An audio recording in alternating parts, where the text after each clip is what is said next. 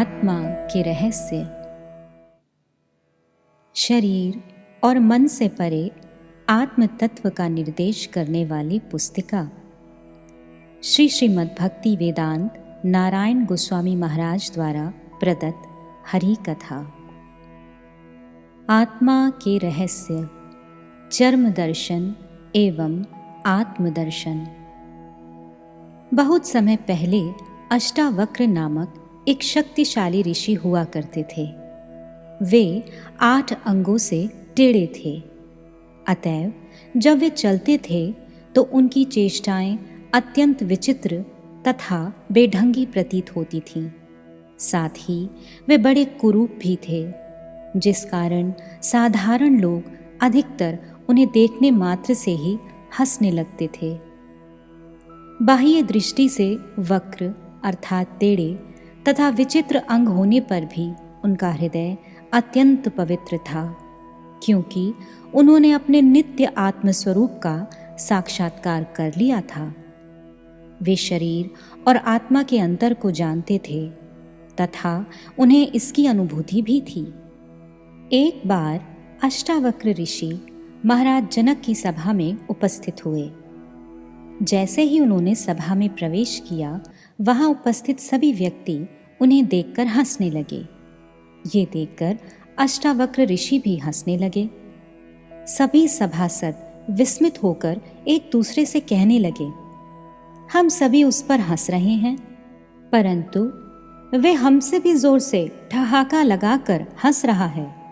इसका क्या कारण है? महाराज जनक ने घोषणा करा के ऋषि मुनियों एवं विद्वानों को अपनी सभा में निमंत्रित किया था, जिसके फलस्वरूप अष्टावक्र ऋषि भी वहां पर उपस्थित हुए थे। उस समय महाराज जनक ने अपने सिंहासन से उठकर अत्याधिक दीनतापूर्वक अष्टावक्र ऋषि से पूछा, हे ऋषिवर, आप इतनी जोर से हंस क्यों रहे हैं? इस पर ऋषि ने उत्तर दिया, मैंने सोचा था कि मैं ऋषि मुनियों एवं विद्वानों की सभा में आया हूँ, किंतु मुझे प्रतीत हो रहा है कि मैं तो मोचियों के समाज में आ पहुंचा हूँ। इसका कारण है कि एक मोची की रुचि केवल चमड़े में ही होती है तथा वह यही देखता है कि ये चमड़ा अच्छा है, ये चमड़ा अच्छा नहीं है। आप सभी मेरी चमड़ी को देख रहे हैं। आपकी रुचि ये देखने में है कि कोई रूपवान है अथवा कुरूप, स्वस्थ है या विकलांग, युवा है अथवा वृद्ध। आप सभी के मन इन नश्वर वस्तुओं में ही रत हैं। जिस प्रकार साधुजन अर्थात विद्वान मेरी आत्मा का ही दर्शन करते हैं, आप लोग वैसा दर्शन नहीं कर पा रहे हैं। अंतर में स्थित शाश्वत आत्मा की उपेक्षा करके बाह्य नश्वर शरीर को महत्व देना तो केवल अज्ञान ही है। अष्टावक्र ऋषि के ये शब्द महाराज जनक के हृदय को भेद गए। वे समझ गए कि अष्टावक्र ऋषि कोई साधारण व्यक्ति नहीं है, अपितु आत्मा के तत्व से पूर्णता अवगत एक महापुरुष हैं। अतएव अत्याधिक सम्मान के पात्र हैं। तब महाराज जनक ने बड़े आदर से अष्टावक्र ऋषि को सिंहासन पर बैठाकर उन्हें प्रणाम किया तथा उन्हें अपने शिक्षा गुरु के रूप में वर्ण किया। आत्मा स्थूल एवं सूक्ष्म शरीर से परे। स्थूल अथवा सूक्ष्म शरीर हमारा वास्तविक स्वरूप नहीं है। भौतिक स्थूल शरीर क्या है? वह मांस, हड्डी, रक्त, मलमूत्र आदि बहुत से अपवित्र पदार्थों का एक थैला मात्र है। मन भी भौतिक सूक्ष्म शरीर का ही एक सूक्ष्म अंग है तथा आत्मा से भिन्न है। ये मन अस्थायी सांसारिक भावनाओं को वास्तविक मानता है तथा परिणाम स्वरूप अल्पमात्र सुख तथा अत्याधिक वेदना का ही कारण बनता है। हम सभी स्थूल शरीर अथवा सूक्ष्म शरीर के अंग मन न होकर इन दोनों से पृथक आत्मा हैं। भौतिक शरीर नश्वर है। विश्व के समस्त चिकित्सक तथा वैज्ञानिक मिलकर भी शरीर की वृद्धावस्था को रोक नहीं सकते। आज से 20, 30 अथवा 50 वर्षों के पश्चात हमारा युवा शरीर वृद्ध हो जाएगा। हमारे शरीर की सुंदरता तथा शक्ति लुप्त हो जाएगी। हम लाठी के बिना चल भी नहीं सकेंगे तथा इसके कुछ समय पश्चात इस शरीर की मृत्यु हो जाएगी। उस समय हमें वह सब कुछ त्यागना होगा जो हमने अपने इस जीवन काल में संचित किया है। एकमात्र श्री भगवान और श्री गुरु के बिना इस संसार के असीम दुखों से कोई भी हमारा उद्धार नहीं कर सकता। कोई भी हमारी सब प्रकार से रक्षा नहीं कर सकता। यदि हम इस बात को स्वीकार करें, इसका अनुभव करें तथा स्वयं को श्री गुरु एवं श्री भगवान की प्रेममयी सेवा में नियुक्त करें, तभी हम सुखी हो पाएंगे। चिन्मय आत्मा होने के कारण हम सभी एक ही परमेश्वर श्री भगवान के विभिन्न अंश हैं। पेड़ पौधों और पशुओं से लेकर मनुष्यों तथा देवताओं जैसी श्रेष्ठ योनियों में स्थित आत्माएं भी परमेश्वर की विभिन्न अंश हैं। स्वयं भगवान की वाणी अलौकिक वेद भारत के प्राचीन शास्त्र हैं। इन वेदों में कहा गया है, ईश्वर एक है। ये विश्व एवं विश्व में स्थित सब कुछ उनकी शक्ति का विस्तार मात्र है।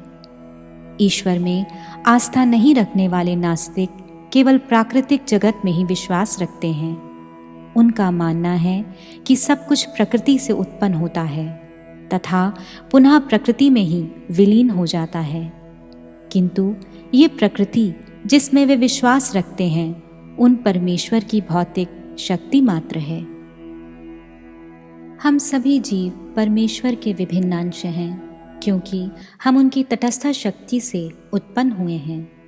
परंतु दुर्भाग्यवश हम उनसे विमुख होकर ये भूल गए हैं कि हम कौन हैं। हम इस भौतिक शरीर रूपी आवरण को ही अपना वास्तविक स्वरूप मानते हैं।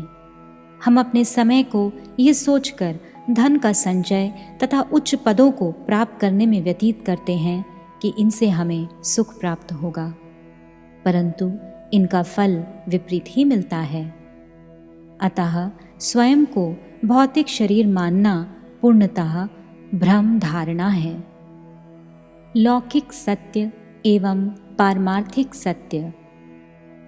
प्राचीन काल में भारतवर्ष में हरिश्चंद्र नाम के एक महान तथा शक्तिशाली सम्राट हुए।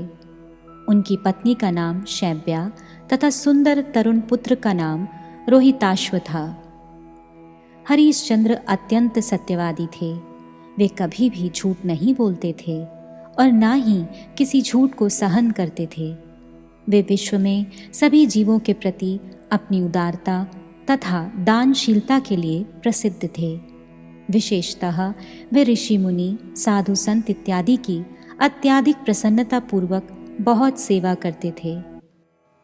यद्यपि उनमें ये सभी गुण विद्यमान थे, तथापि पर दुख दुखी कृपालु विश्वामित्र मुनि उनके पारमार्थिक कल्याण के लिए चिंतित होकर विचार करने लगे कि यदि राजा हरिश्चंद्र का किसी प्रकार से पारमार्थिक सत्य से साक्षात्कार करा दिया जाए, तब फिर इनके समस्त लौकिक सद्गुण भी इनके पारमार्थ में सहायक बन जाएंगे।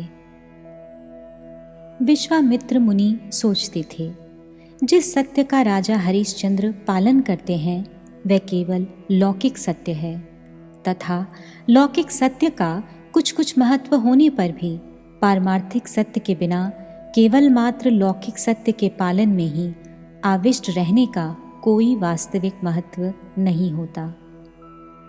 श्री भगवान के भक्तों के अतिरिक्त कोई भी वास्तविक सत्य नहीं बोल सकता।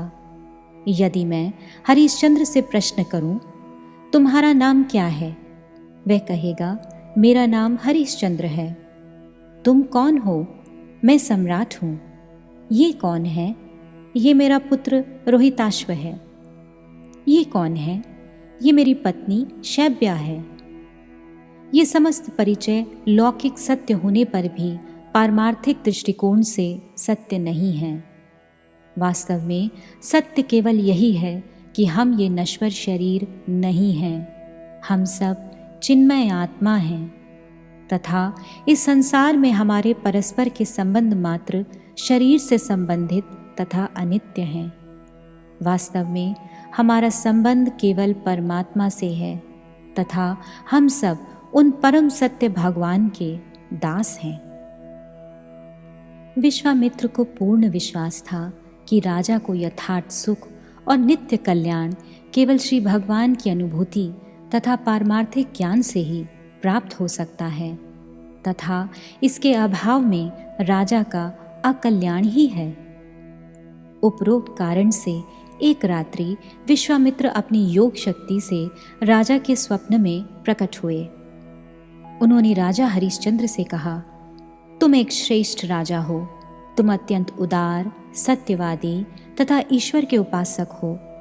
तुम्हारे इतने सत्यनिष्ठ तथा धर्मात्मा होने के कारण ही मुझे पूर्ण विश्वास है कि तुम मेरी इच्छा को पूर्ण करोगे। मुझे तुमसे कुछ चाहिए। हरिश्चंद्र ने स्वप्न में ही उत्तर दिया, हे मुनिवर, आप जो कुछ भी मांगेंगे मैं आपको दूंगा। विश्वामित्र ने अपनी इच्छा प्रकट करते हुए राजा हरिश्चंद्र से कहा, राजन, मुझे तुम्हारा संपूर्ण राज्य चाहिए।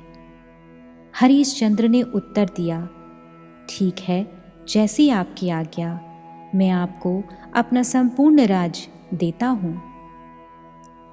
प्रातः काल में उठने तक हरिश्चंद्र स्वप्न में जो कुछ घटित हुआ था वे सब कुछ भूल गए। उसी दिन कुछ समय पश्चात विश्वामित्र साक्षात रूप से राजा के समक्ष उपस्थित हुए और उन्होंने पूछा, राजन, क्या तुम्हें गत रात्रि का स्वप्न स्मरण है? कुछ क्षण सोचने के उपरांत हरिश्चंद्र ने कहा, हाँ, स्मरण है।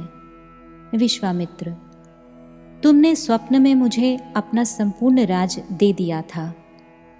हरिश्चंद्र, परंतु वह तो मात्र एक स्वप्न था। विश्वामित्र, नहीं, वह स्वप्न नहीं था। मैं वास्तव में कल रात स्वप्न में तुम्हारे पास आया था। राजा हरिश्चंद्र को ये ज्ञात था कि महान ऋषि मुनि अपनी दिव्य शक्ति से कहीं भी गमन आगमन कर सकते हैं तथा ऐसे अनेक अद्भुत कार्य कर सकते हैं जो जन साधारण को चमत्कृत कर दे। इसी कारण राजा ने विश्वामित्र के शब्दों पर विश्वास कर लिया। विश्वामित्र ने आगे कहा, अतः अब तुम पूर्णतः जागृत अवस्था में अपना सारा राज्य मुझे देने का संकल्प लो।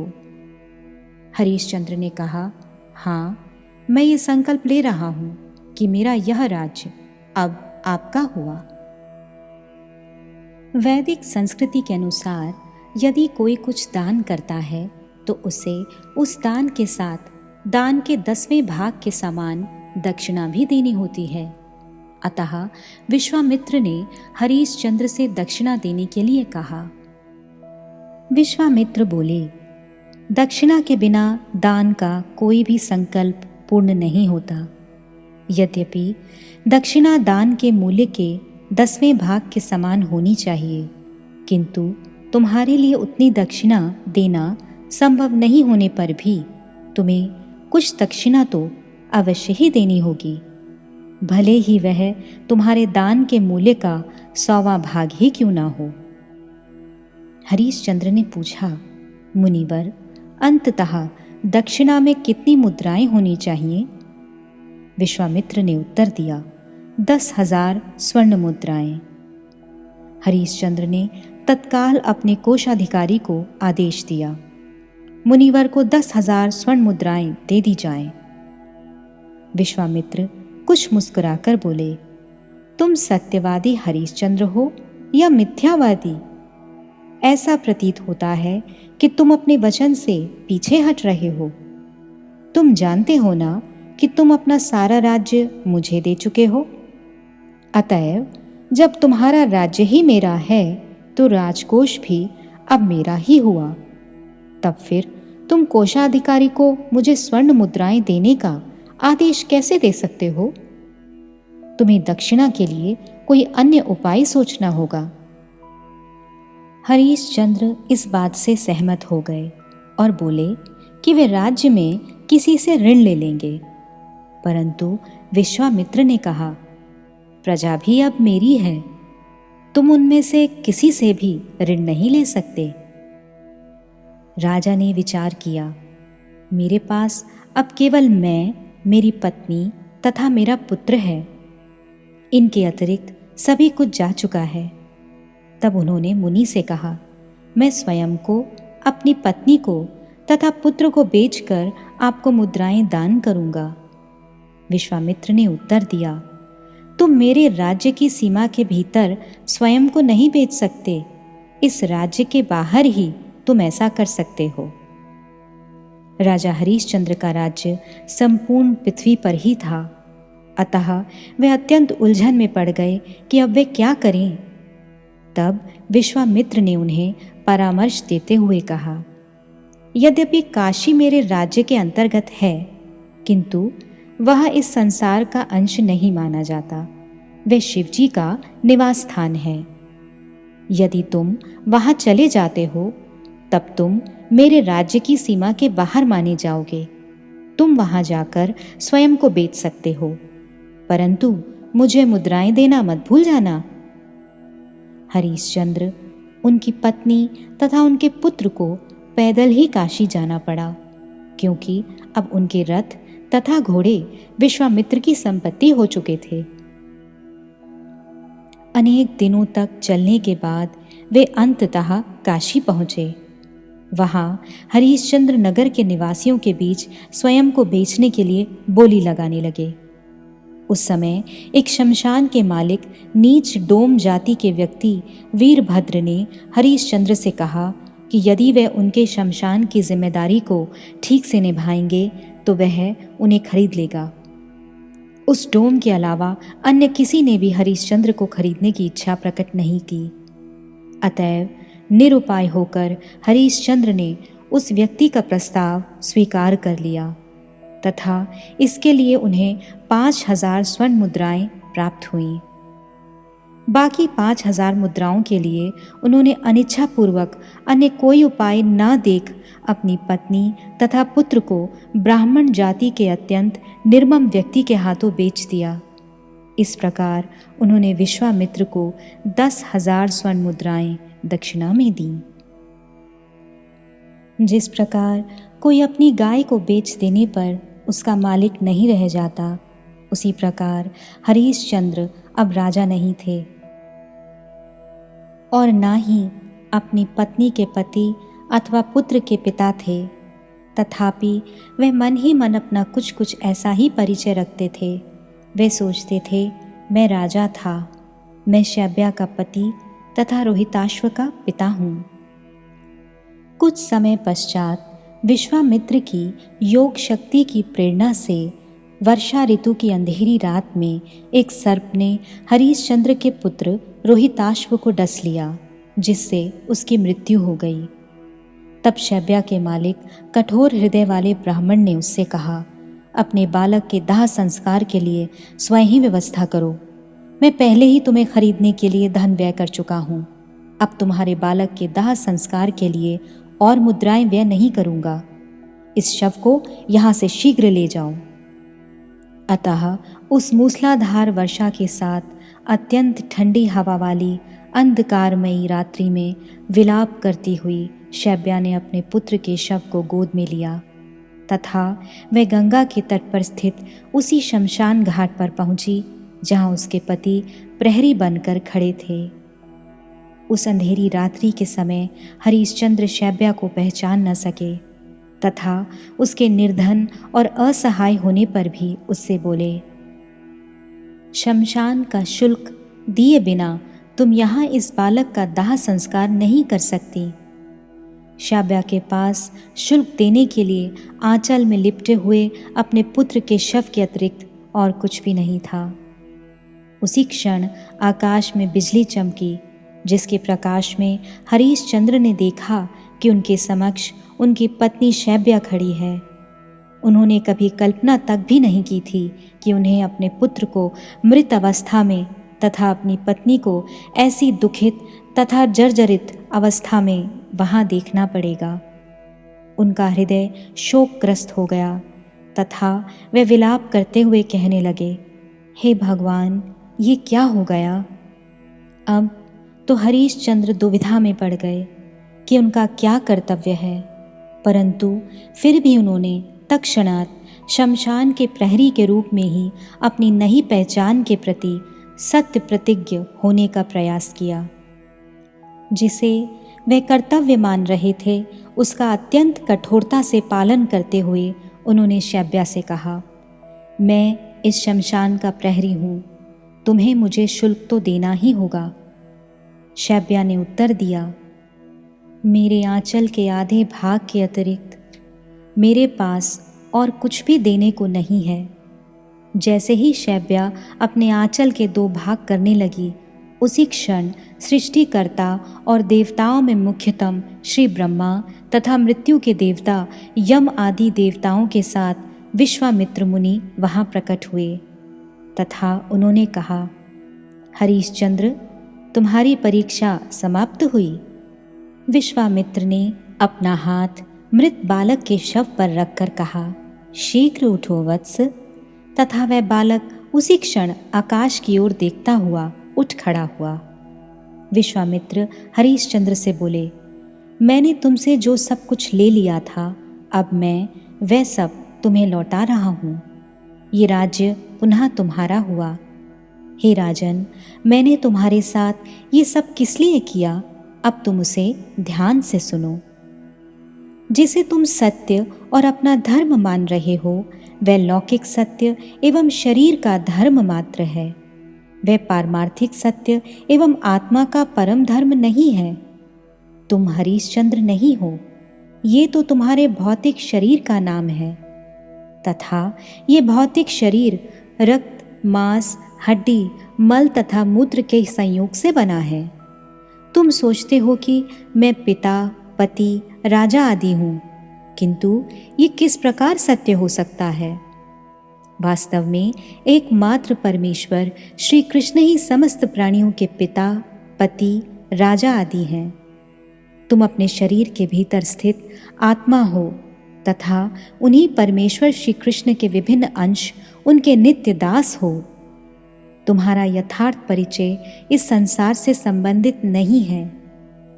उपरोक्त घटना के माध्यम से मैंने तुम्हें यही अनुभव कराने का प्रयास किया कि तुम जिन समस्त वस्तुओं को सत्य मानते हो वह अनित्य हैं तथा वास्तविक सत्य नित्य वस्तु उनसे पृथक है। इसका साक्षात अनुभव करने के लिए तथा अपने नित्य मंगल की आकांक्षा से तुम श्री भगवान के नामों का कीर्तन तथा उनकी सेवा करने का प्रयत्न करो। यद्यपि इससे पूर्व राजा हरीशचंद्र कर्तव्य रूप में भगवान की पूजा अर्चना करते थे, परंतु उनका हृदय भगवान के प्रति समर्पित नहीं था और न ही वे उनके प्रति पूर्ण रूप से शरणागत थे। वे इस जगत के अवास्तविक सत्यों के प्रति समर्पित थे।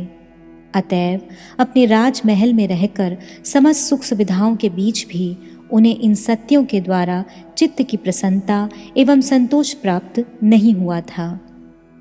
विश्वामित्र मुनि की कृपा से उन्हें आत्म तत्व एवं परम धर्म भगवान की भक्ति का दिव्य ज्ञान प्राप्त हुआ।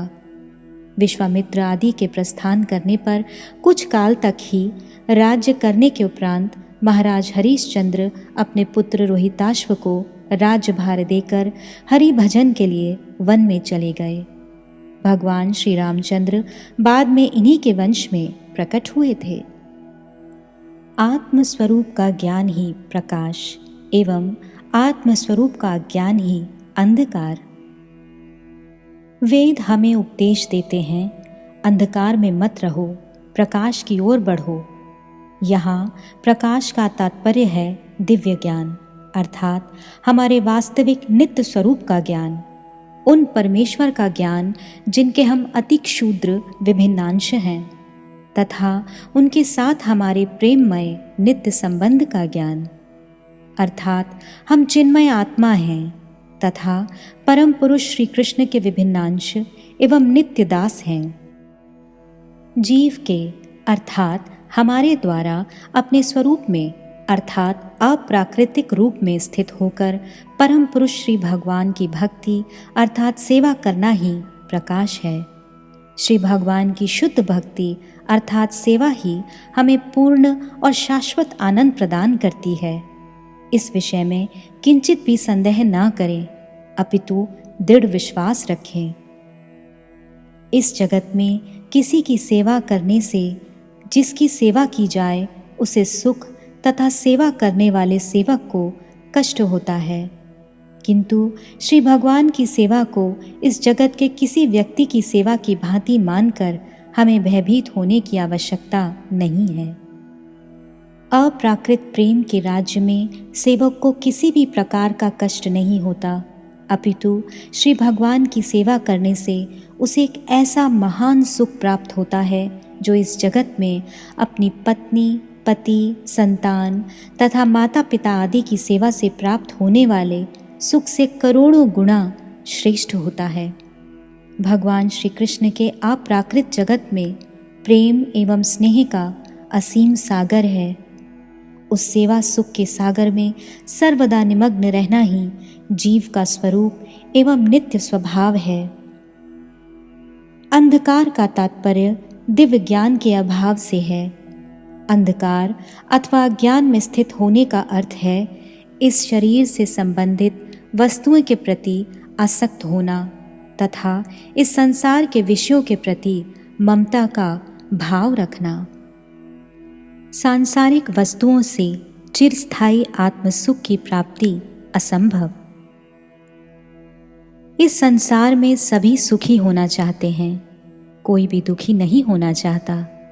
हम देख सकते हैं कि अनादिकाल से सुख प्राप्ति के प्रयास में रत होने पर भी लोग वास्तव में सुख प्राप्त करने में सफल नहीं हो पाए हैं। सुख सुविधाओं के लिए रेलगाड़ी, वायुयान तथा कंप्यूटर आदि अनेक प्रकार के आविष्कार किए गए हैं। सुख प्राप्ति के उद्देश्यों के लिए मनोरंजन के नए नए साधन भी तैयार किए गए हैं, परंतु क्या इन सभी से किसी को चिरस्थायी अर्थात आत्मसुख प्राप्त हुआ है? विशेषकर लोगों की यह धारणा है कि धन के द्वारा सुख खरीदा जा सकता है, अतः धन संचय करना होगा, परंतु धनी होने पर भी क्या कोई स्थायी रूप से सुखी हो सका है? आत्मसुख की प्राप्ति का एकमात्र उपाय भक्ति योग। भक्ति योग एक ऐसा दिव्य विज्ञान, एक ऐसी वैज्ञानिक प्रक्रिया है जो हमें शाश्वत सुख की ओर ले जाती है और हमारे जन्म मृत्यु के चक्र को समाप्त कर देती है। भक्ति योग के अनुशीलन के लिए धनी होने की आवश्यकता नहीं है और ना ही हमें इसके लिए कठिन तपस्या, व्रत और शुष्क वैराग्य इत्यादि बहुत अधिक श्रम करना पड़ता है। कारण भक्ति आत्मा की स्वाभाविक वृत्ति है, अतः इसके अभ्यास मात्र से ही हमें शाश्वत सुख की प्राप्ति होती है। लगभग 500 वर्ष पूर्व स्वयं भगवान श्री कृष्ण ने इस जगत में श्री चैतन्य महाप्रभु के रूप में अवतरित होकर स्वयं ही अपने अर्थात भगवान के प्रति शुद्ध भक्ति का आचरण करके जगतवासियों को शिक्षा दी। इस शुद्ध भक्ति योग के पालन के द्वारा व्यक्ति स्वयं को श्री भगवान के विभिन्नांश के रूप में, उनके नित्य सेवक के रूप में अनुभव करता है तथा सभी जीवों को भी उन्हीं श्री भगवान के विभिन्नांश के रूप में दर्शन करके उनके प्रति प्रीति और स्नेह का अनुभव करता है। इस प्रकार वह स्वाभाविक रूप से वास्तविक दिव्य सुख प्राप्त कर लेता है। वैदिक शास्त्रों में शुद्ध भक्ति की परिभाषा इस प्रकार दी गई है। शुद्ध भक्ति ऐसी क्रियाओं का अनुशीलन है जो एकमात्र श्री कृष्ण की प्रीति एवं उन्हें आनंद प्रदान करने के लिए हो। दूसरे शब्दों में कायिक, वाचिक तथा मानसिक समस्त प्रकार की चेष्टाओं तथा विविध अप्राकृत भावों के द्वारा श्री कृष्ण के लिए निरंतर की जाने वाली सेवा को शुद्ध भक्ति अथवा उत्तम भक्ति कहते हैं। वह शुद्ध भक्ति जीव ब्रह्म अभेद विषयक ज्ञान तथा सकाम कर्म से आवृत नहीं होती तथा श्री कृष्ण को आनंद प्रदान करने की अभिलाषा के अतिरिक्त अन्य सभी अभिलाषाओं से रहित होती है। श्री भक्ति रसामृत सिंधु 1:1-11। भगवान से प्रेम करने से ही सभी प्राणियों के प्रति प्रेम संभव। भक्ति योग अर्थात परम पुरुष श्री भगवान के प्रति प्रेम के बिना इस जगत में सभी प्राणियों के प्रति प्रेम तथा स्नेह करने की कल्पना असंगत है। यदि आप वास्तव में सभी प्राणियों से प्रेम करना चाहते हैं तो पहले परमेश्वर से प्रेम कीजिए। वह प्रेम स्वतः ही समस्त प्राणियों में वितरित हो जाएगा तथा इस प्रकार सभी सुखी हो सकते हैं। यही वास्तविक प्रेम तथा स्नेह की विधि है। इस प्रेम के द्वारा शेर, भालू आदि वन के पशुओं को भी शांत किया जा सकता है। इसी कारण प्राचीन काल में सघन वनों में वास करने वाले महान ऋषि मुनियों पर शेर तथा अन्य हिंसक पशु आक्रमण नहीं करते थे। यदि हम परमेश्वर के प्रति प्रेम जागृत कर लें तो हम वास्तव में अन्य प्राणियों से प्रेम कर सकते हैं। परमेश्वर का परिचय एवं स्वरूप। जो संपूर्ण ब्रह्मांडों की सृष्टि करते हैं उन परमेश्वर में समस्त प्रकार की शक्तियों तथा ऐश्वर्यों का होना अनिवार्य है। इस जगत में हम जिन सब रूपों का दर्शन करते हैं वे सभी उन्हीं से प्रकट हुए हैं। अतः परमेश्वर निराकार और निर्गुण नहीं अपितु साकार और सर्वगुण संपन्न है। बाइबल कहती है कि ईश्वर ने अपने रूप के अनुरूप ही मनुष्य की सृष्टि की है और वेद भी इस बात की पुष्टि करते हैं। परमेश्वर शाश्वत हैं तथा वेदों में उन्हें ब्रह्म, परमात्मा तथा भगवान अर्थात परम पुरुष जिनमें समस्त ऐश्वर्य, माधुर्य तथा शक्तियां विद्यमान हैं कहकर संबोधित किया गया है। परमेश्वर के स्वरूप की इन 3 अभिव्यक्तियों में से केवल भगवान ही पूर्ण अभिव्यक्ति हैं। निर्विशेष ब्रह्म उन्हीं भगवान के शरीर की अंग कांति हैं तथा परमात्मा सभी जीवों के हृदय में स्थित उन्हीं सविशेष ब्रह्म भगवान के आंशिक अवतार हैं। भगवान की सत्ता में सभी कुछ विद्यमान है। वे इतने बृहद हैं कि उनमें संपूर्ण ब्रह्मांड समाहित हो जाते हैं। साथ ही वे इतने सूक्ष्म हैं कि वे वायु, अग्नि, जल तथा पृथ्वी के अणु अणु में भी विद्यमान हैं। वे सर्वत्र हैं तथा सब कुछ देख और सुन सकते हैं।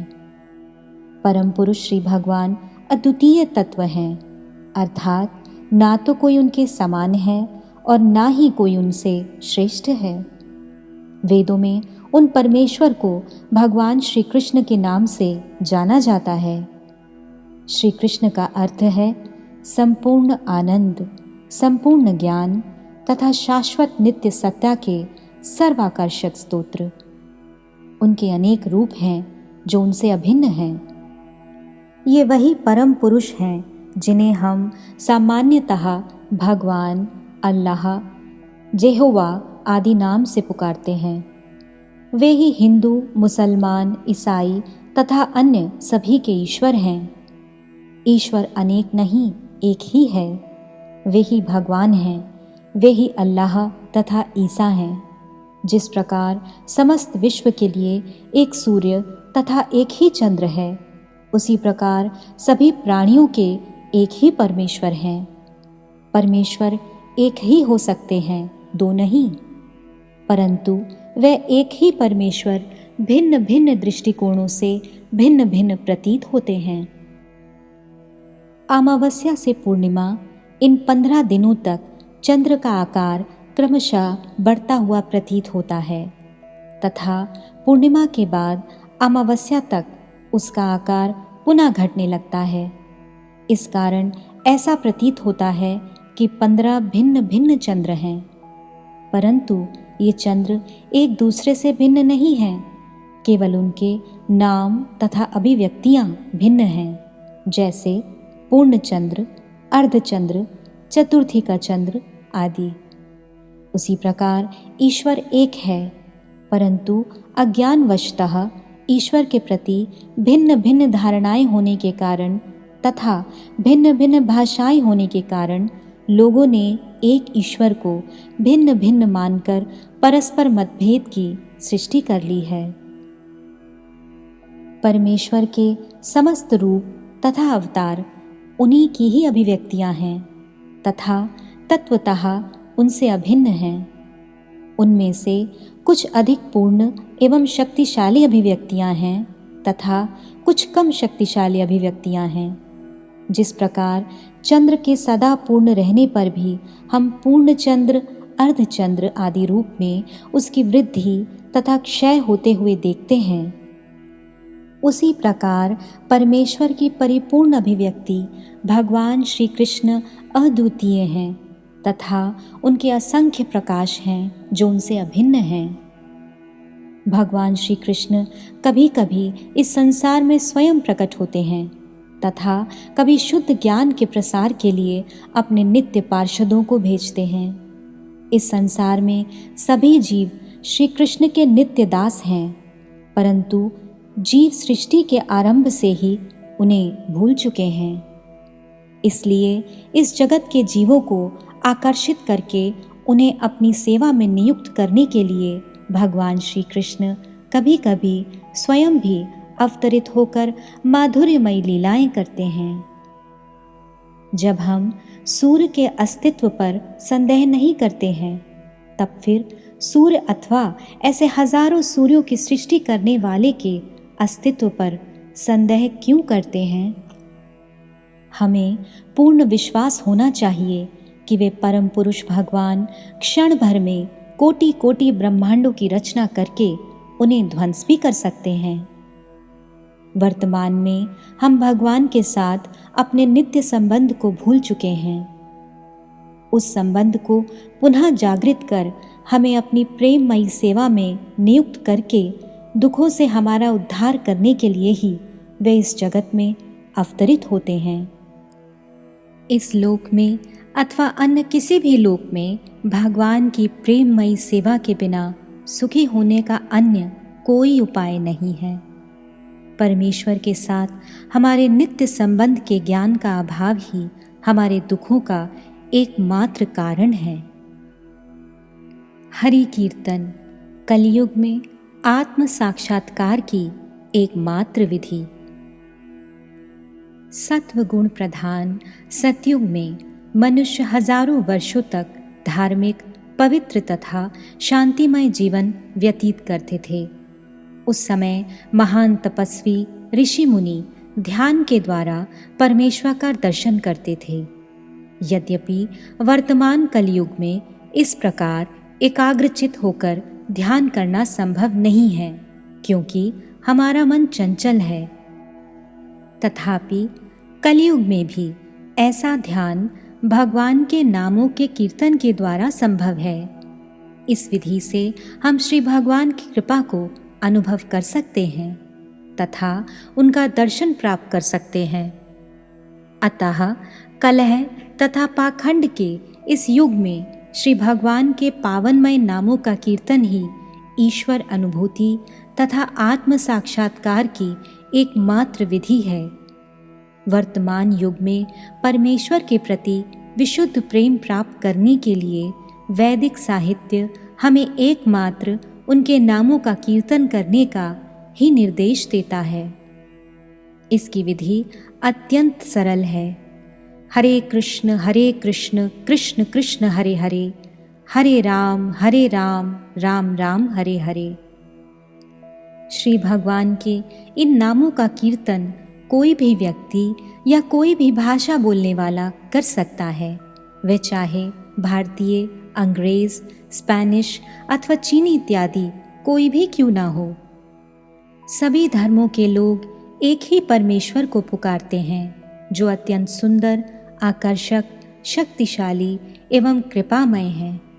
वे परमेश्वर सभी के साथ स्वामी, मित्र, पुत्र अथवा प्रेमी किसी भी रूप में संबंध स्थापित करके लीला कर सकते हैं। स्वयं भगवान के द्वारा दी गई प्रामाणिक विधि के अनुसार कीर्तन करने पर ही हमारे द्वारा किया जाने वाला हरि कीर्तन प्रभावशाली होगा, अन्यथा हमें कीर्तन का वांछित फल प्राप्त नहीं होगा। श्री हरि कीर्तन की इस विधि तथा इसके द्वारा प्राप्त होने वाले लक्ष्य का ज्ञान हमें शुद्ध गुरु परंपरा के माध्यम से प्राप्त होता है, जिसका प्रारंभ स्वयं श्री भगवान से ही होता है। जिन महापुरुषों ने साक्षात श्री भगवान से इस दिव्य ज्ञान को प्राप्त किया है, ऐसे महाभागवत सिद्ध गुरु का चरणाश्रय प्राप्त करके ही व्यक्ति सफलतापूर्वक हरिनाम कीर्तन कर सकता है।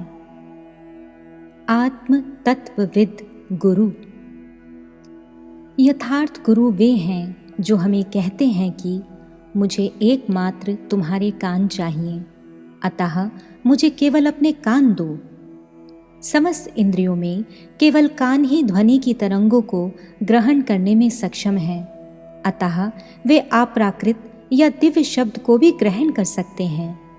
शुद्ध गुरु परंपरा में स्थित आत्म तत्व के ज्ञाता सद्गुरु हमारी श्रवण क्रिया को अप्राकृत वाणी की सेवा में नियुक्त करके हमें श्री भगवान के प्रति शरणागत होने में, अर्थात श्रवण इंद्रियों के साथ साथ हमारी अन्य इंद्रियों को भी संपूर्ण रूप से भगवान की सेवा में नियुक्त करने में हमारी सहायता करते हैं।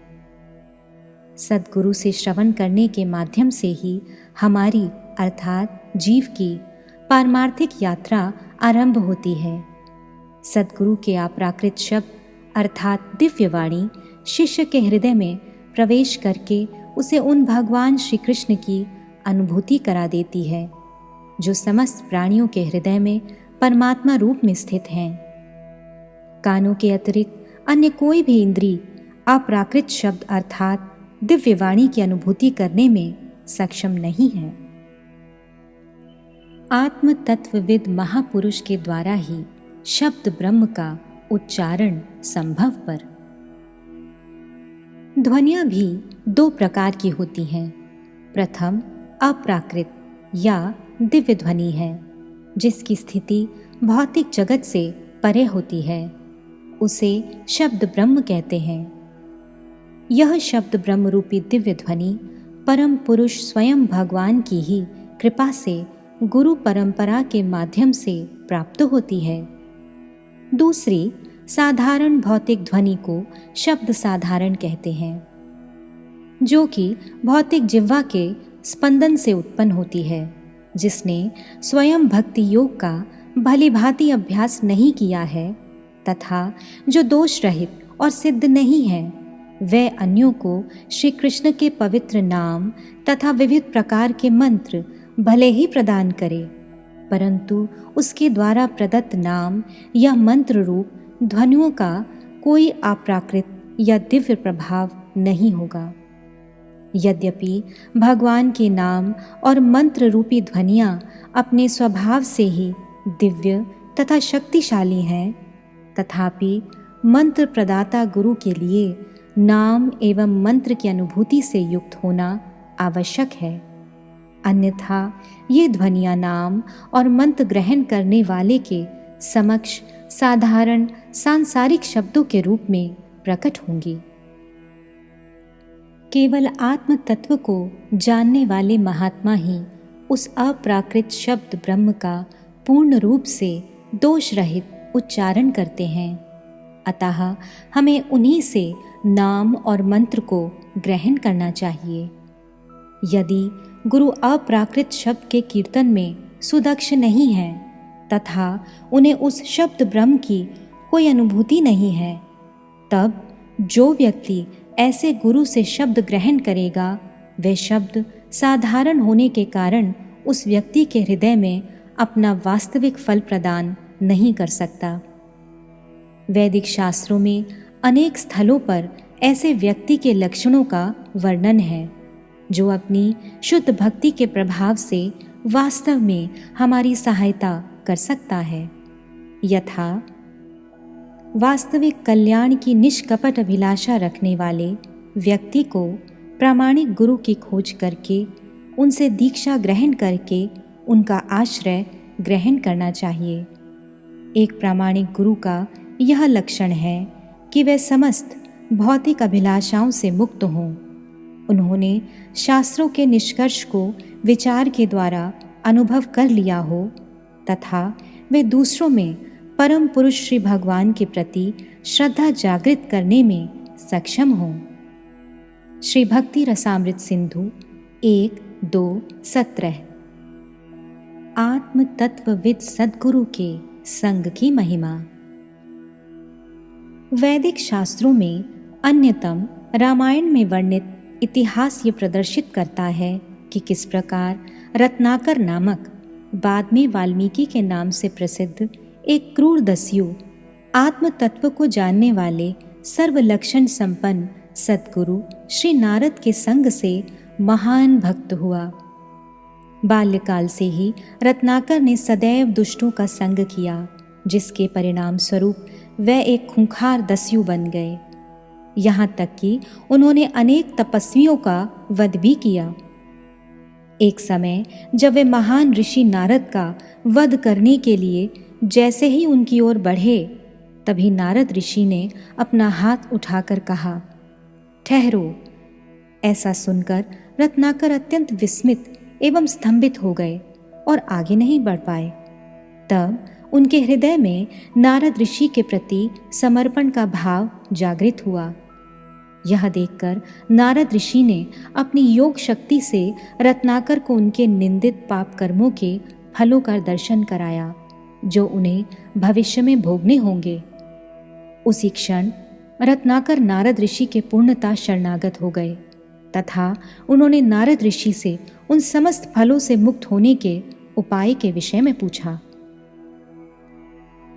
इसके उत्तर में नारद ऋषि ने कहा, तुम यहाँ बैठकर केवल राम राम का जप करो, इसके अतिरिक्त और कुछ भी मत करना।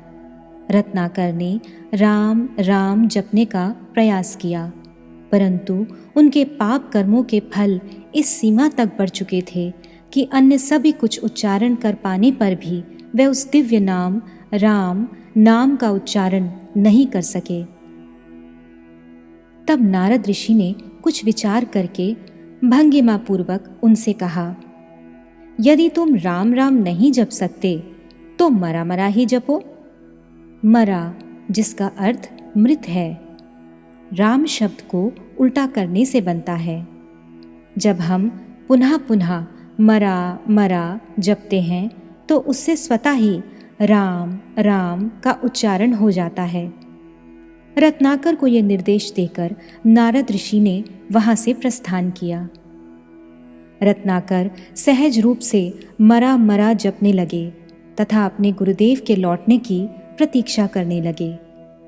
उन्हें इस प्रकार से जप करते करते हजारों वर्ष बीत गए।